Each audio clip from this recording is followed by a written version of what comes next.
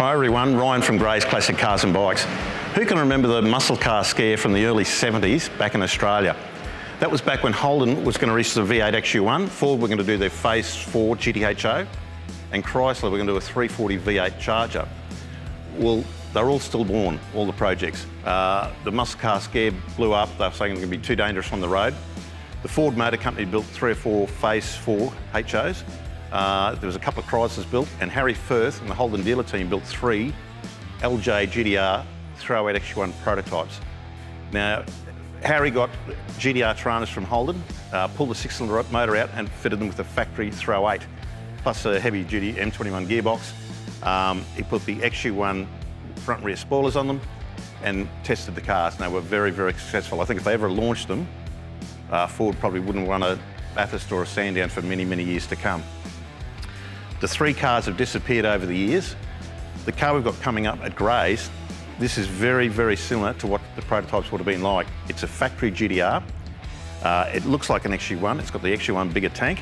It's sitting on 14-inch Sprint Masters, and it's running a period correct 308 Holden engine.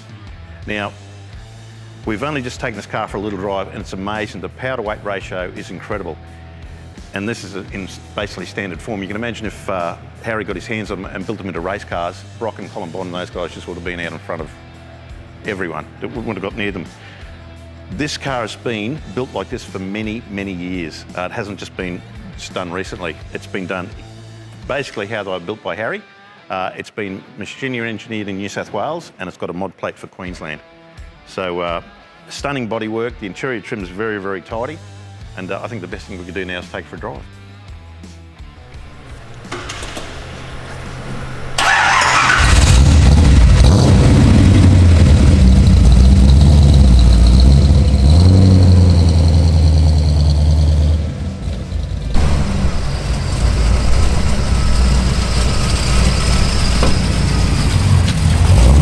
If only we could travel back in time and rewrite the record books.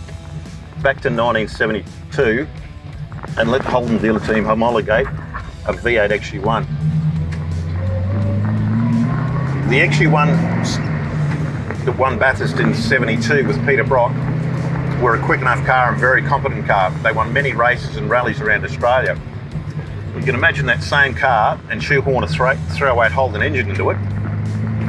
It would have been an absolute unbeatable car. This thing is amazing to drive. I'm hardly touching it. It's got that much torque, and it's basically a standard 308. So you can imagine a race-tuned engine from Harry Firth and HDT in one of these cars. It would have been incredible. So as I said earlier, there's only, I believe, 3 built.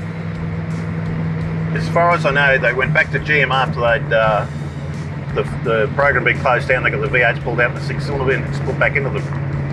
But the guy who built this car many, many years ago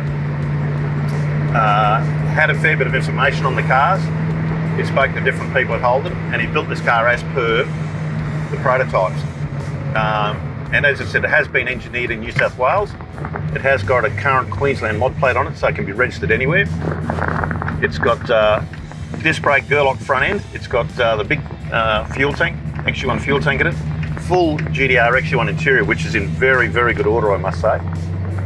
And the paintwork's impeccable. It's got a stone chip or a mark on it. Finished in popular Strike Me pink. And wow, that's just so much different. Like, I've driven a lot of XU-1s over the time, but I've never driven one with a 308, and I'm going to tell you what, it's just such a different experience. And this is a fantastic car and one for the collector. So look, if you're after something totally different, you imagine turning up the local Holden show in a Strike Me pink 308 XU-1. It'll be, I guarantee you'd be the only one there. If you'd like some more information, give us a call on 1300 Classic. We actually have got this car on display at our Pington Bar facility if you want to come in and check it out yourselves. But pretty rare bit of equipment, and we'll certainly be putting up some more photos of the car over the next week or so. So if you'd like to keep up with everything that's happening in our classic car and bike department, why don't you join our Facebook page, Gray's Classics Cars and Bikes.